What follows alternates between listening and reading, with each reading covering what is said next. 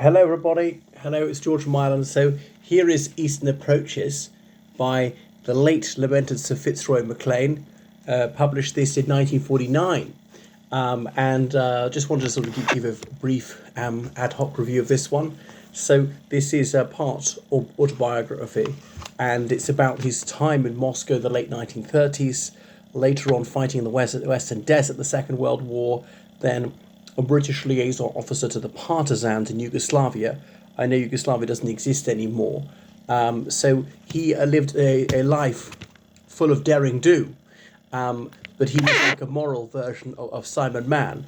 But he was also an intellectual. So, son of a British Army officer born in Egypt. Although Egypt was independent, the British Army was stationed there. FitzRoy McLean, his family were minor aristocrats from North Britain. He attended Eton. I don't know if he's a King's Scholar or not, but he went to King's College, Cambridge. And the attorneys who went there were usually scholars from Eton.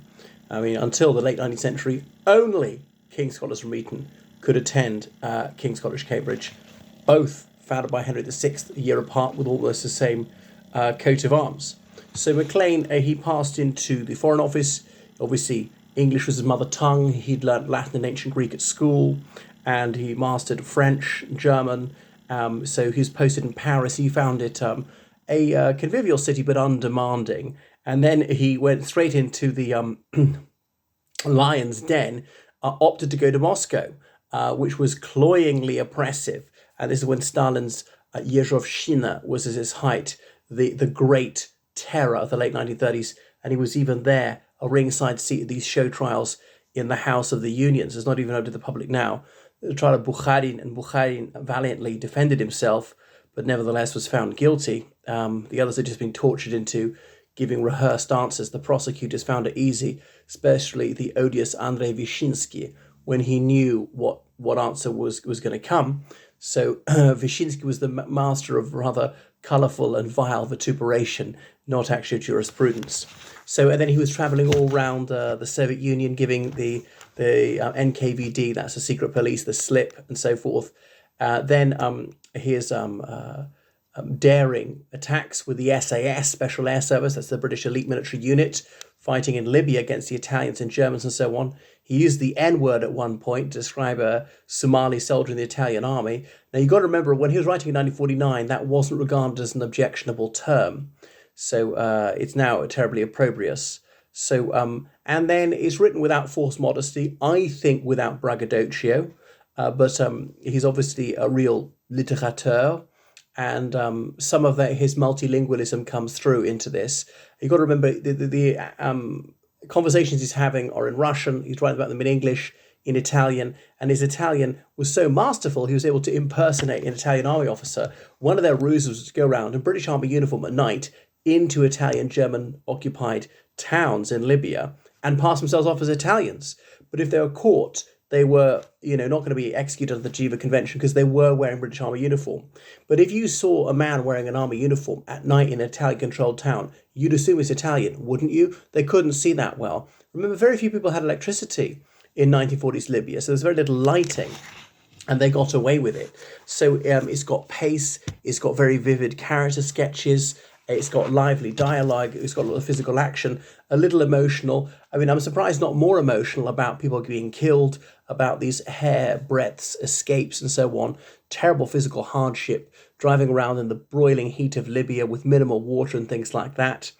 Goodness. And then he writes it about just how delectable food was. He got to meet Tito a lot, Josip Broz, who was later the dictator of Yugoslavia, a communist who split with Stalin. He met Winston Churchill. Churchill took a lively interest in what McLean was up to, and Churchill's only son, Randolph, he was sent as a British liaison officer to Yugoslavia. The Brits took the fateful decision to back the partisans, the communists, and not the Chetniks, royalists, even though King Peter of Yugoslavia was in exile in the United Kingdom and was recognised as the legitimate head of state. It's wry in places. One of the disappointments was when he's talking about the intricacies and the backstabbing of Yugoslav politics, of saying so-and-so was not underconnected to the death of whoever. And it was rather tiresome and tedious the way he repeated that phrase a few times. I thought was clunky. There were more elegant ways to phrase it. But he also cuts to the chase a lot. which is one of the virtues of this book. So it covers 1937 to about 1945. So he was later elected to Parliament as a Conservative, had some junior ministry under Churchill, left the Parliament in the late 80s, if I remember correctly. And there are some some interviews with him on YouTube. And then he died in 1996 at the age of 85, which, considering the life he'd led, was a very ripe old age. He could easily have been killed in the Second World War. Some of his brothers in arms laid down their lives in the war. He grew up at a time when everyone was smoking. I don't know how much he drank. Obviously, medicine in the 90s was not quite as good as it is now. So he was detached and dryly cynical about what he saw in the Soviet Union, but he also realized that those who espoused the vicious ideology of communism could be personable and could have virtues in other ways, generosity, physical courage, and so forth. But the bare-faced and incessant lying of the communist regime, he found a bit difficult to take. And you think he maybe had more sympathy for the horrific suffering under people under this extremely cruelly oppressive regime. But I'll read you an excerpt for it, and you'll get a sense of the dynamism of the narrative, the richness of the description, so forth. Perhaps the breadth of his Lexis, which I don't think is too showy either. So this is chapter 1, International, as in the communist anthem. And this is when he's leaving Paris, taking the train to the Soviet Union, 1937. Slowly gathering speed, the long train pulled out of Gare du Nord. The friends who'd come to see me off waved and started to turn away. The coaches jolted as they passed over the points, and the bottles of mineral water by the window clinked gently one against the other. Soon we had left the dingy grey suburbs of Paris behind us, and were running smoothly through the windswept landscape of northern France. Night was falling, and in my compartment it was nearly dark. I did not switch on the light at once, but sat looking out at the muddy fields and dripping woods. I was on my way to Moscow, and from Moscow, if I was going, it was humanly possible to the Caucasus, and Central Asia to Tashkent, Bukhara, and Samarkand. Already, as I watched that drab, sodden countryside rushing past the window, I saw my imagination the jagged mountains of Georgia and the golden deserts and the green oases and the sunlit domes and minarets of Turkestan. Suddenly, as I sat in the half-light, I felt immensely excited. So stop there. And so he's into exoticism. He was fascinated by little-known parts of the world. You may think that Uzbekistan is obscure now. Imagine what it was like almost a century ago, when no Uzbek spoke English. You're lucky they spoke Russian, and that's how he communicated with them. And despite the best efforts of the Soviet secret police, he was able to evade them and travel around these places.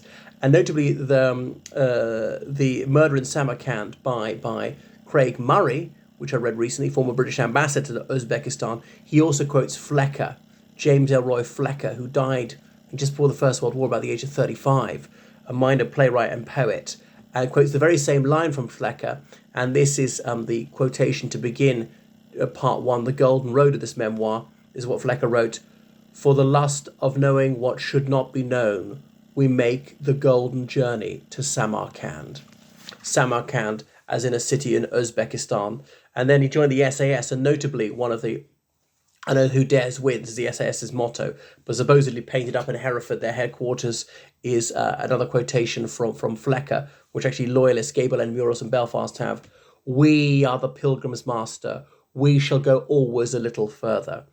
Across that smiling or that stormy sea, or the mountain barred with snow. And so on. So his intrepidity was extraordinary.